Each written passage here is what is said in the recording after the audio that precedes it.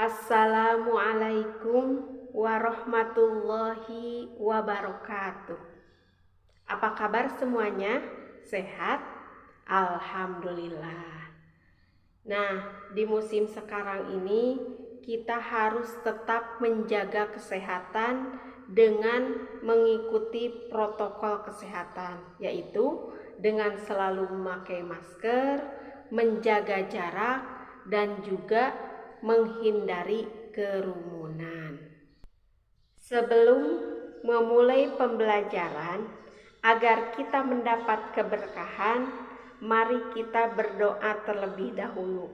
Silahkan dipimpin oleh ketua kelasnya. Berdoa mulai. Bismillahirrahmanirrahim. Raditu billahi robba wa bil islami dina wa bi muhammadin nabiyya wa rasula. Rabbi zidni ilma warzuqni fahma birahmatika ya arhamar rahimin. Amin. Berdoa selesai. Bagaimana? Apakah hari ini ada yang tidak hadir? Putri, ada yang tidak hadir? Hadir semua, alhamdulillah. Putra, bagaimana? Hadir semua? Alhamdulillah. Berarti hari ini semuanya sehat. Alhamdulillah. Sebelum memulai pembelajaran, Ibu mengingatkan kepada kalian agar aktivitas yang kita lakukan hari ini diniatkan untuk beribadah. Masih semangat? Masih ingat yel-yelnya? Ayo kita coba. MA Al-Hasan bisa berprestasi. Ada yang masih ingat? Pertemuan kemarin kita membahas apa? Iya, kita membahas tentang Islam wasatiyah. Apa itu Islam wasatiyah? Iya, Islam wasatiyah itu secara bahasa adil atau sesuatu yang ada di pertengahan. Kalau menurut etimologi, menurut Ibnu Asyur, sesuatu yang ukurannya sebanding. Sedangkan menurut terminologi, nilai-nilai Islam yang dibangun atas dasar pola pikir yang lurus dan pertengahan, tidak berlebihan dengan hal tertentu. Jadi, Islam wasatiyah itu apa? Islam jalan tengah, tidak terlibat kekerasan sampai dengan pembunuhan. Islam wasatiyah itu dikenal dengan Islam moderat, Islam yang cinta damai dan toleran. Ada yang tahu pembelajaran hari ini kita membahas apa? Iya betul, kita membahas tentang paham radikalisme. Nah, tujuan pembelajaran hari ini melalui kegiatan mengamati, menanya, mengeksplorasi, asosiasi, dan mengomunikasikan, kalian harus memahami materi tentang radikalisme, menelaah dalil tentang paham radikalisme, menganalisis tentang paham radikalisme, dan mengomunikasikan tentang paham radikalisme. Untuk langkah-langkah pembelajarannya, seperti biasa, nanti kalian dibagi kelompok menjadi 4 kelompok. Silahkan nanti kalian berdiskusi mengenai artikel yang telah Ibu siapkan di LKPD. Nah, silahkan kalian berdiskusi dengan teman kelompok kalian, kemudian presentasikan di depan. Setelah itu kalian bisa bertanya dari kelompok satu kepada kelompok yang lainnya. Nah, sebelum kalian berdiskusi, coba amati gambar terlebih dahulu. Menurut kalian, apa hubungannya antara terorisme dengan radikalisme? Apakah ada hubungannya? Ayo, siapa yang tahu? Iya, betul. Jadi, hubungan antara terorisme dengan paham radikalisme yaitu sama-sama menggunakan kekerasan. Nah, setelah kalian mengamati gambar, ada yang tahu apa makna radikalisme itu? Iya, jadi kata radikalisme itu turunan kata dari radikal, bersifat netral, tidak terkait dengan masalah agama. Radikal merupakan kata yang sering digunakan dalam kajian filsafat. Radikal berasal dari bahasa Latin, yaitu radik, artinya akar. Nah, secara etimologi, kata radikal itu mengandung arti segala sesuatu yang sifatnya mendasar sampai ke akar-akarnya atau sampai kepada prinsipnya. Sikap radikal akan mendorong perilaku individu untuk membela secara mati-matian mengenai suatu kepercayaan, keyakinannya, agama atau ideologi yang dianutnya. Nah, radikalisme dianggap buruk. Kenapa? Karena memiliki asosiasi atau konotasi negatif dengan ekstremisme. Radikalisme dijadikan sebagai salah satu paham atau aliran yang menuntut perubahan atau pembaharuan sistem, baik sistem sosial ataupun politik, dengan cara kekerasan atau ekstrim. Nah, paham radikalisme sering dikaitkan dengan agama, mengatasnamakan agama. Padahal semua agama tidak mengajarkan kekerasan, namun agama yang menjadi target adalah agama Islam, sehingga muncul adanya orang Islam yang radikalisme, yaitu orang Islam yang mempunyai pikiran yang kaku dan sempit dalam memahami Islam, serta eksklusif dalam memandang agama-agama yang lain. Radikalisme atas nama agama tidak jarang kemudian menimbulkan konflik sampai pada puncaknya, yaitu terjadinya terorisme. Nah, ini sudah termasuk taraf membahayakan stabilitas dan keamanan negara. Padahal hakikat Islam itu adalah agama yang cinta damai. Nah, mereka yang menerapkan kekerasan dengan mengatasnamakan Islam bukanlah orang Islam yang sesungguhnya. Nah, setelah kalian memahami makna radikalisme, kalian harus menelaah dalil tentang radikalisme, sebagaimana sabda Rasulullah Shallallahu Alaihi Wasallam, "Iyyakum wal guluwa fiddin, fa innama ahlaka ma kana qablakum bil guduwi fiddin." Sabda Rasulullah Shallallahu Alaihi Wasallam, hindarilah oleh kalian tindakan melampaui batas atau gulu dalam beragama, sebab sungguh gulu dalam beragama telah menghancurkan orang sebelum kalian. Hadis riwayat An-Nasai dan juga Ibnu Majah. Nah, setelah menelaah hadis, apa yang kalian pahami? Ayo, siapa yang tahu?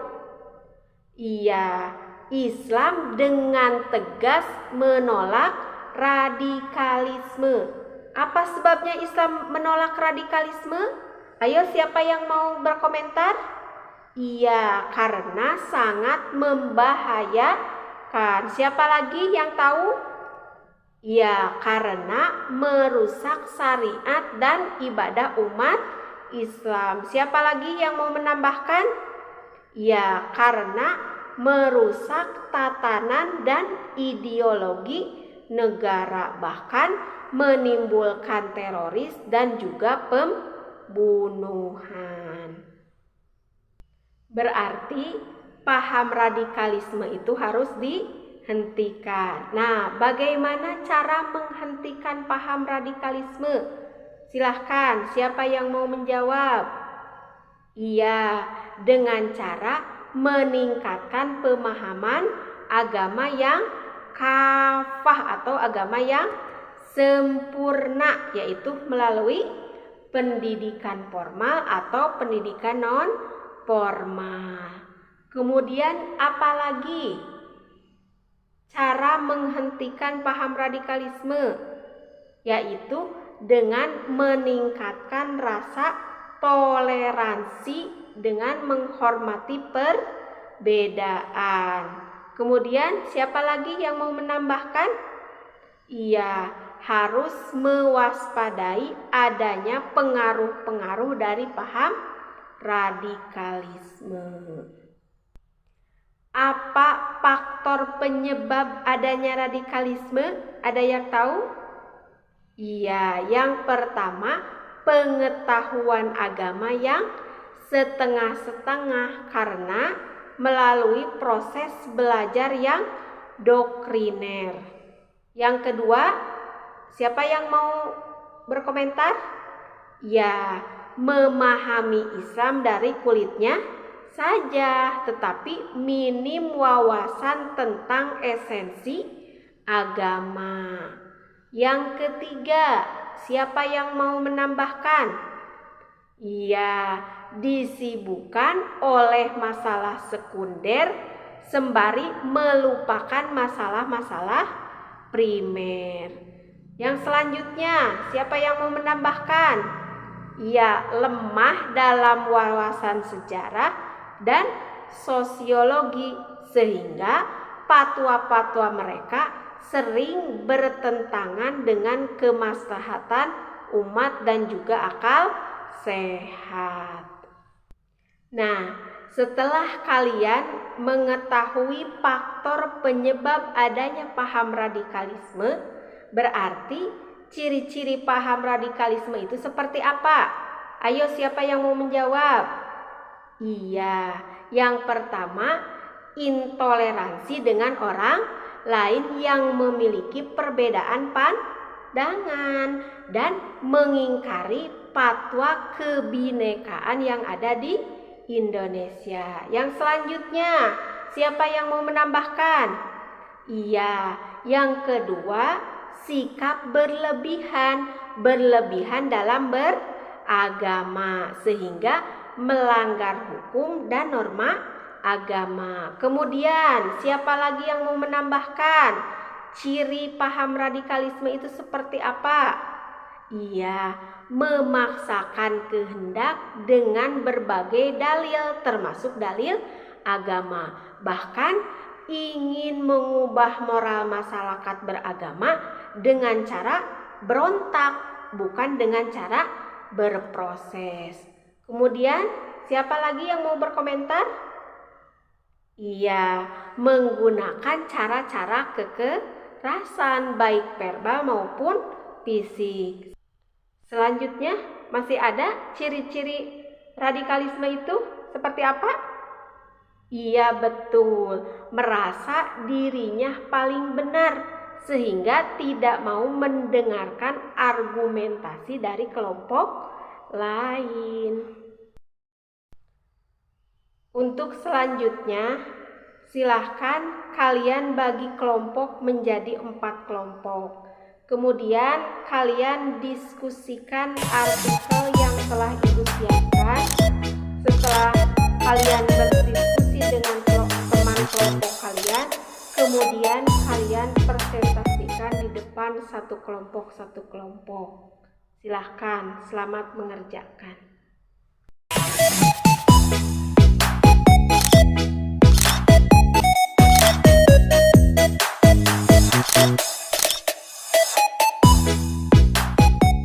Assalamualaikum warahmatullahi wabarakatuh.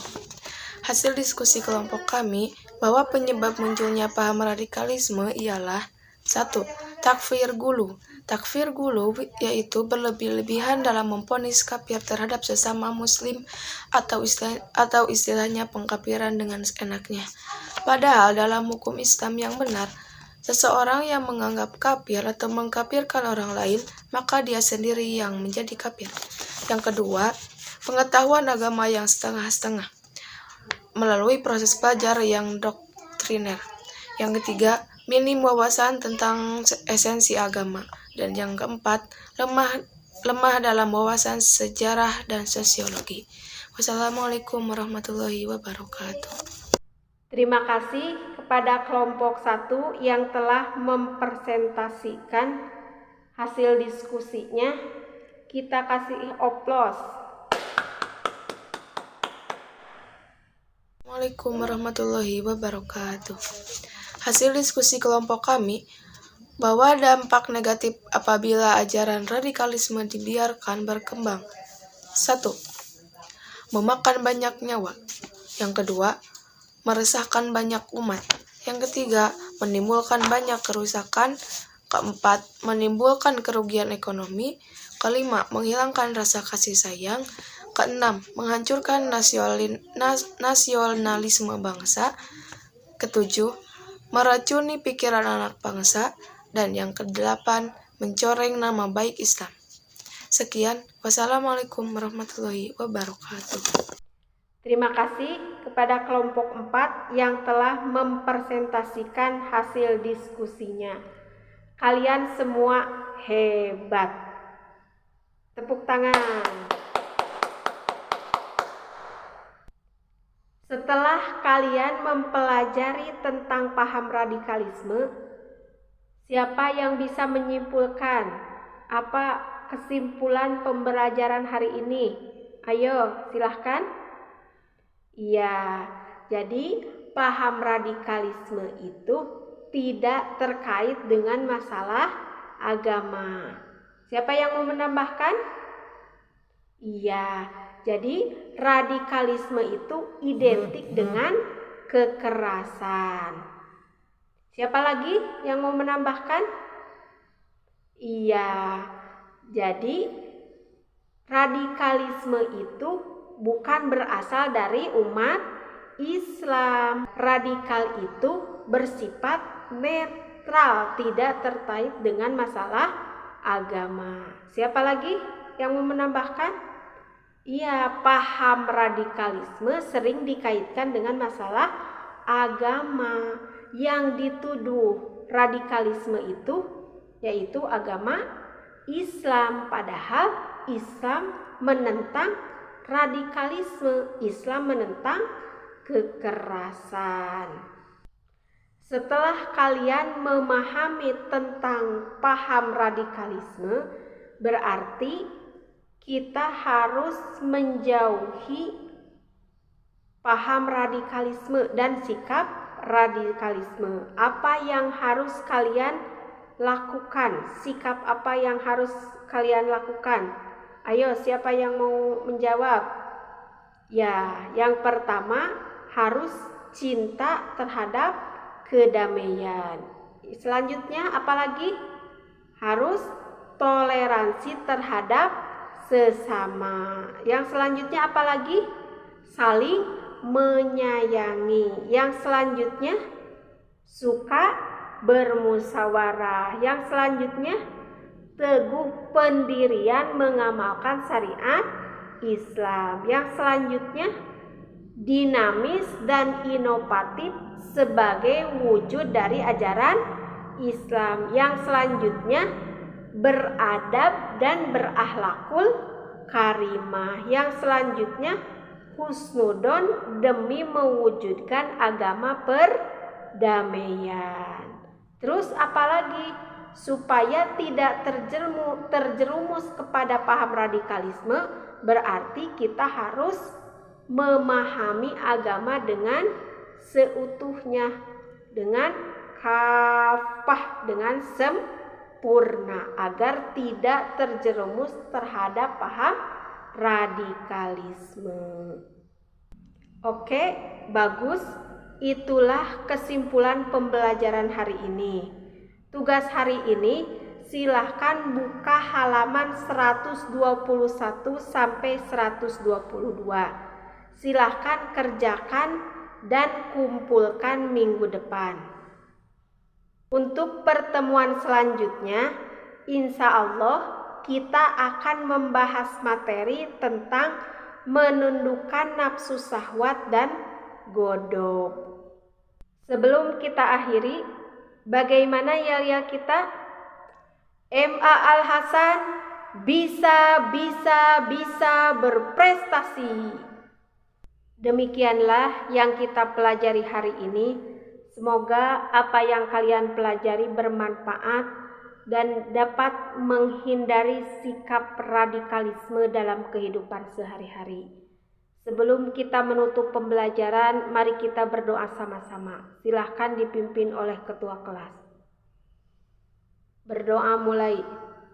Subhanakallahumma wa bihamdika asyhadu an la ilaha illa anta astaghfiruka wa atubu ilaih.